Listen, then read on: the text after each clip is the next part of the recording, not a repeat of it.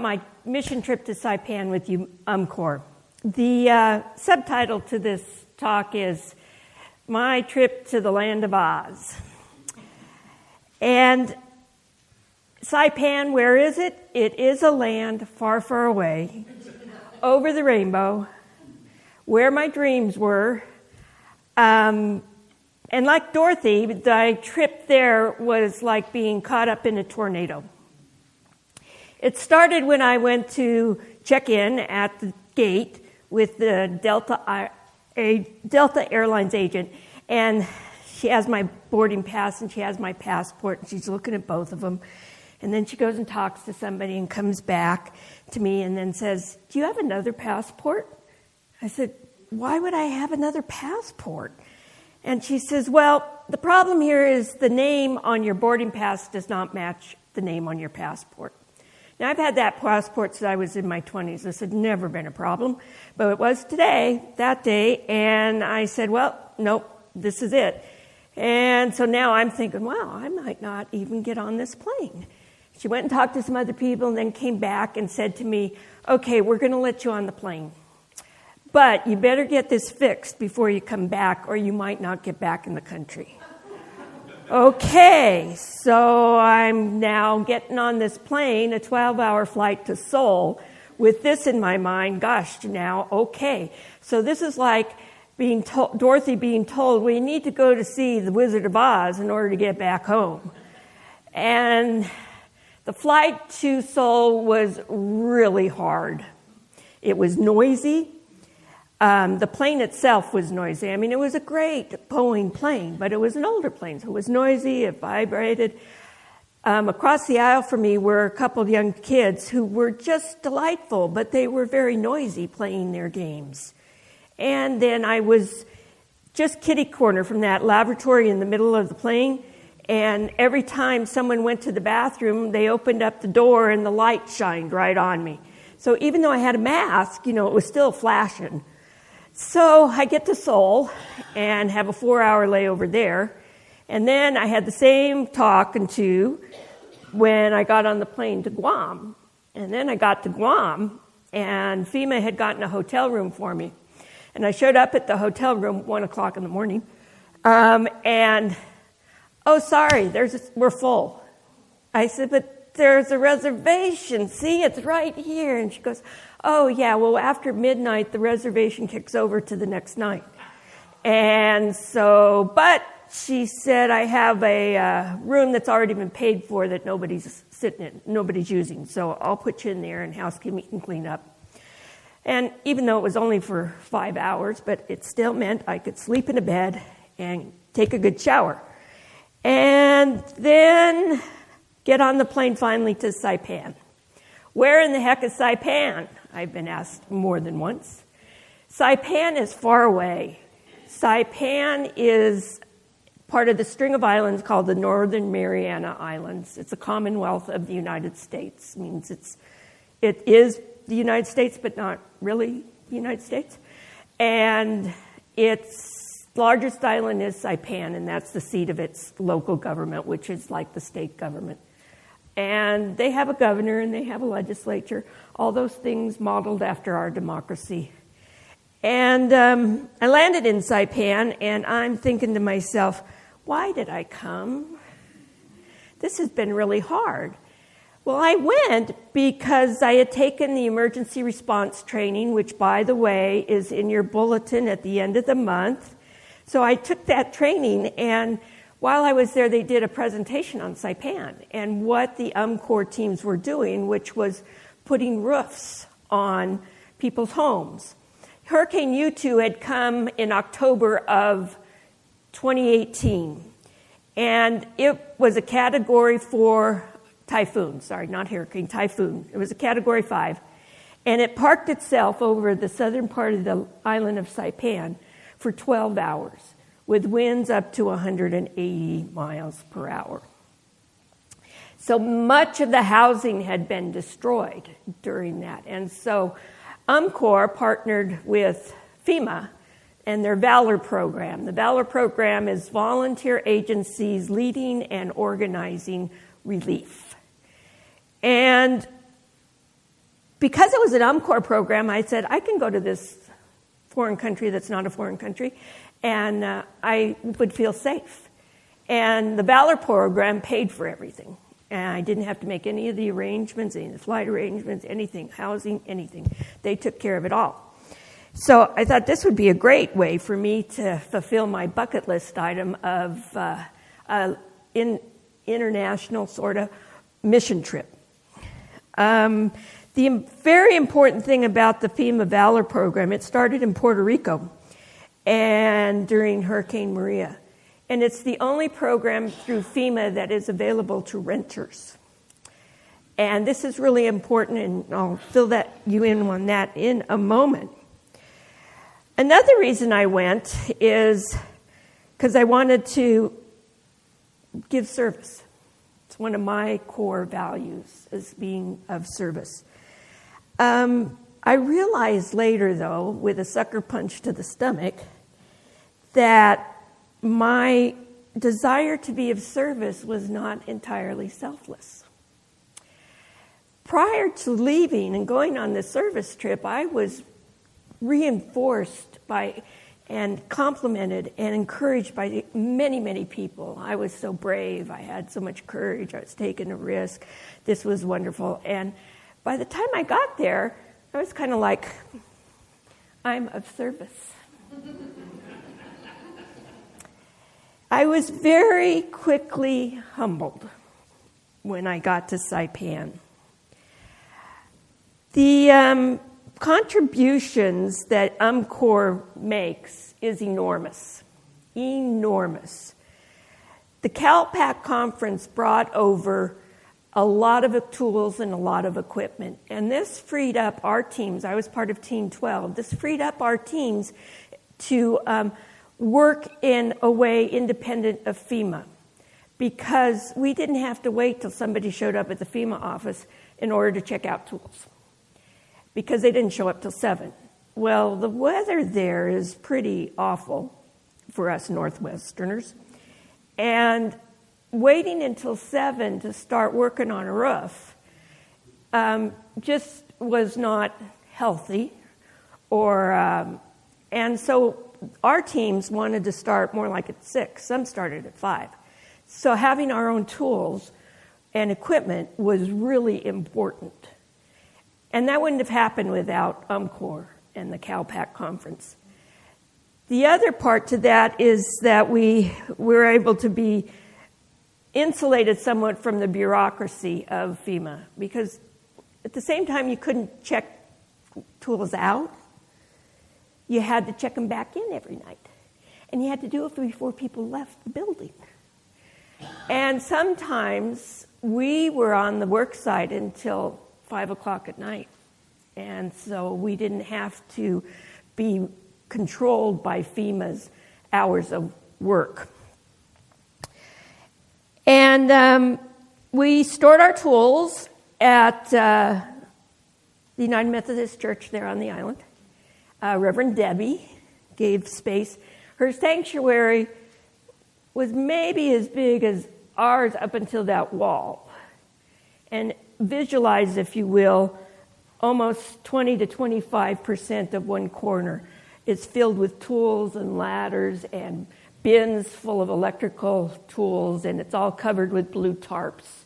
And that's where our tools were. And every morning, that's where we started gathering up our tools and going to the houses we were assigned. Team 12 was a very unique team of all of the UMCOR teams that had been there.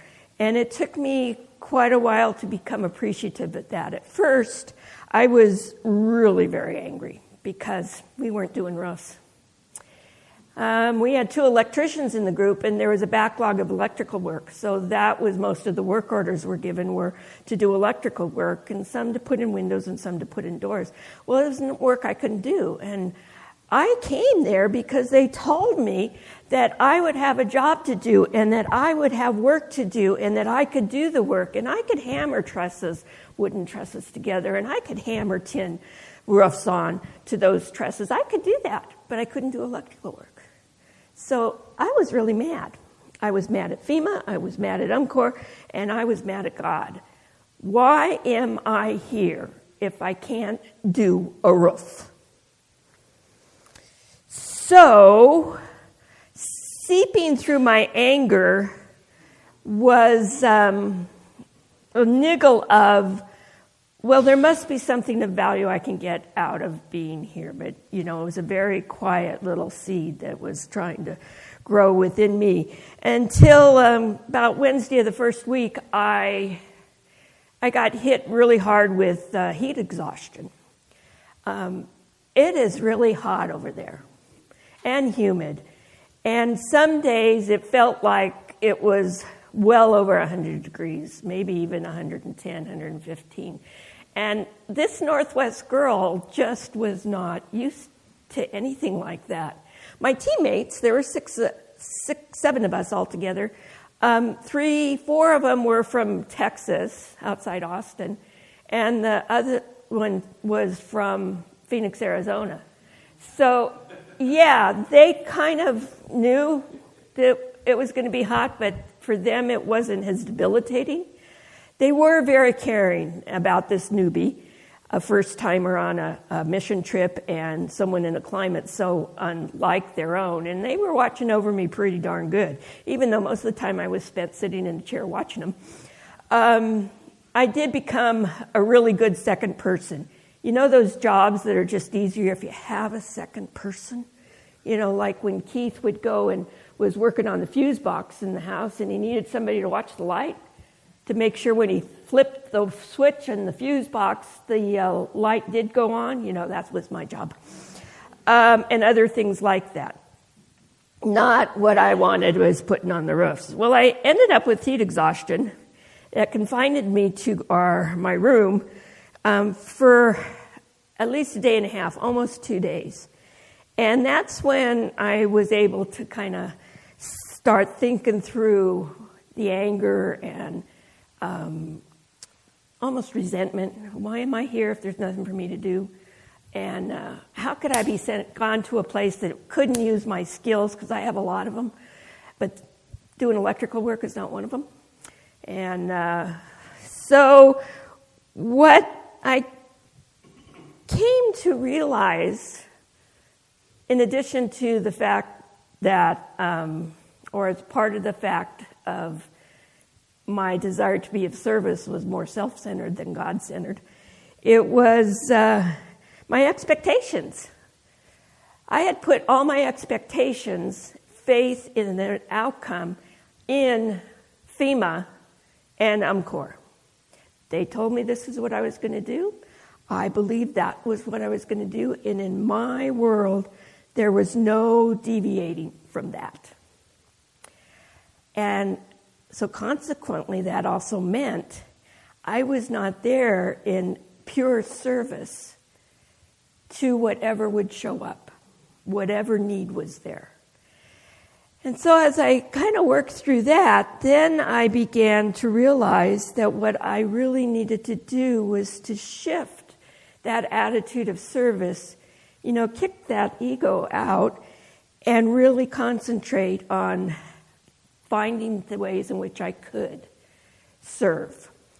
And it would have been useful if I'd also remembered at that point in time that one of the values of our community, our faith, is connecting, listening to people's stories, reaching out, and giving hugs. So then when I started back on the jobs, that's when I began to focus not on what I wasn't able to do, but on what I was able to do. And Team 12, we ended up working on 7 houses, as opposed to every other team that was there only for 1 house at the most. And some didn't even finish that roof on that 1 house. So we were able to, all through the time we were there, reflect back on a daily basis of what the work the team had accomplished. as opposed to working for 2 weeks and coming home and realizing we hadn't even finished one roof. We worked on 7 houses. We were able to spend time getting to know the people that lived there. There's a lot of poverty in Saipan. And the land use laws or land ownership laws are really upside down. The laws state that only descendants of the original tribe, the Chamorros and the Carolinas, can own land. And they are about 1/3 the population of Saipan. Everyone else has to rent or have long-term leases, which is very plentiful because the Chamorros and Carolinas, they buy the land, they build the house, and then they give long-term leases. However, the owners of the land and the building are not responsible for maintenance or repair. Hence, the Valor program became so important to the people of Saipan because the Valor program was designed to accept applications for repair work from renters.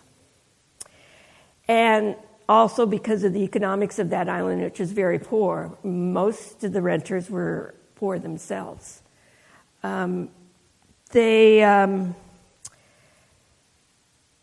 This is some of the people that I met. There was Normie and her 2 daughters who lived in, actually turned out to be one of the nicer homes because it had an indoor bathroom and an indoor kitchen. Most of the homes that we saw did not have indoor plumbing. Many of them, their kitchen was a sink out in a covered porch. So the homes were more like shelters. It's where they could go and sleep.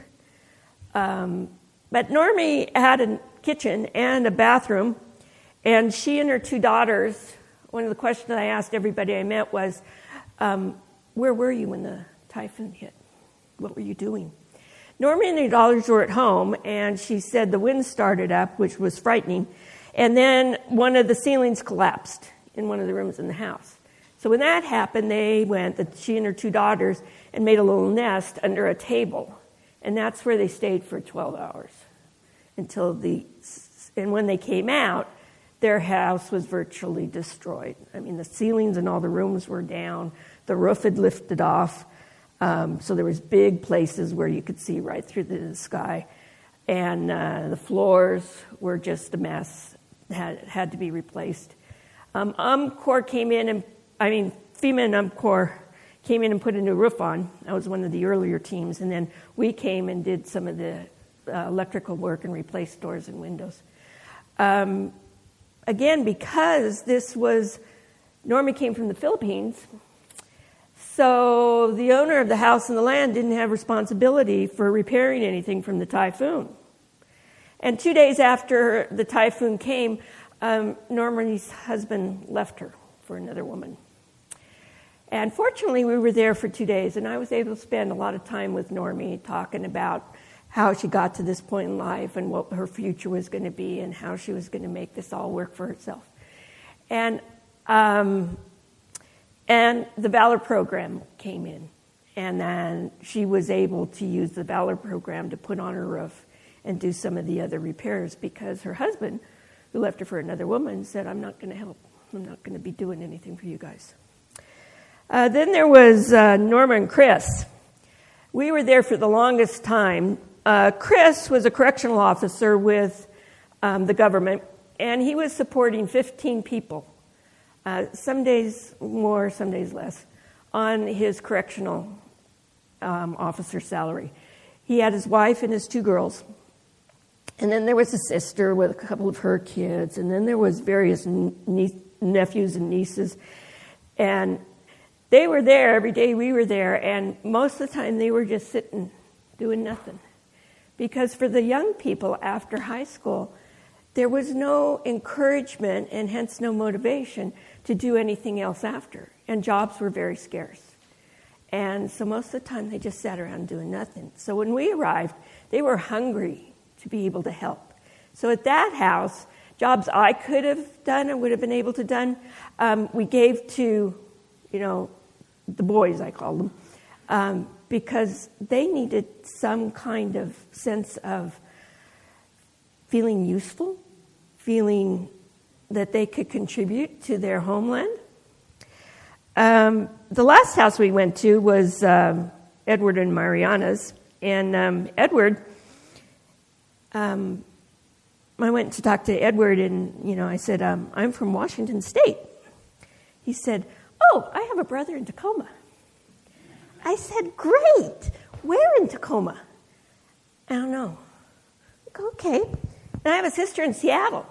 I said, well, if you have a sister and a brother in Washington State and other extended family, why are you here? He said, well, I went and lived with them for a year. I couldn't stand the weather. So I came back, and this is where I live, and this is where I'm going to stay. My teammates were also a challenge because they were conservative Methodists. And for the 4 that came from Texas, they didn't bring up those kinds of issues, but Tom from Phoenix did.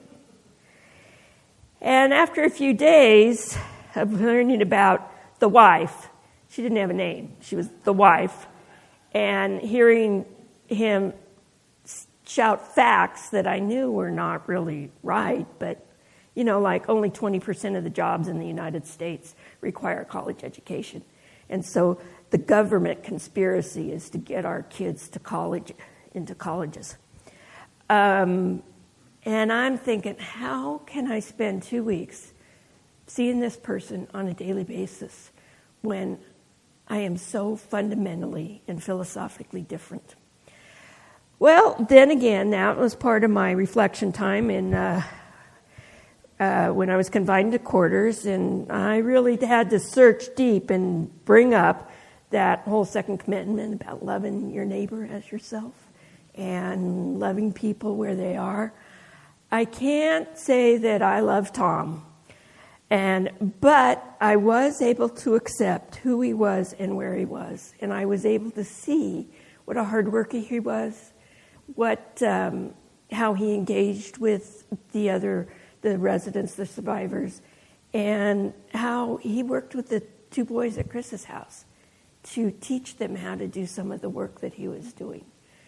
So I was able to start to see Tom in that light, although, boy, did I want to have debates with him about some of his beliefs. So now it's time to go home. 2 weeks later, a lot of government time was spent and our tax dollars trying to fix my boarding pass problem. And the day before we left, they just said to me, we tried, we can't get it fixed. But you're going to be fine. We did what we could. We notified TSA. We notified the airlines. They tried to notify and fix everything they could possibly fix.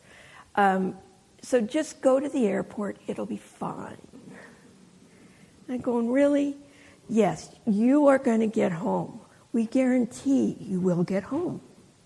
And if you remember, Dorothy, when it was finally pointed out, all she had to do was click her heels and she'd be home.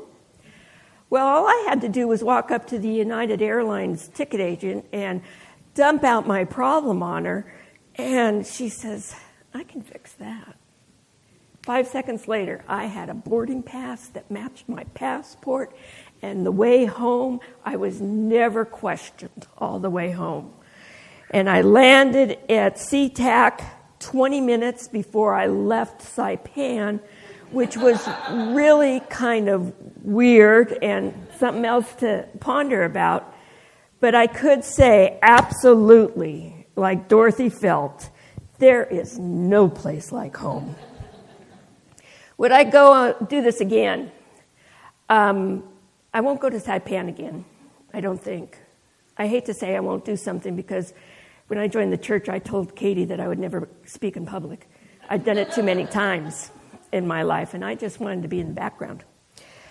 But taking this ERT training like they're offering is well worth it. It might lead to other avenues of service.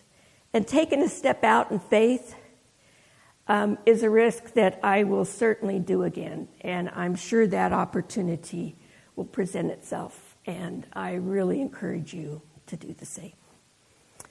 And the people of God said,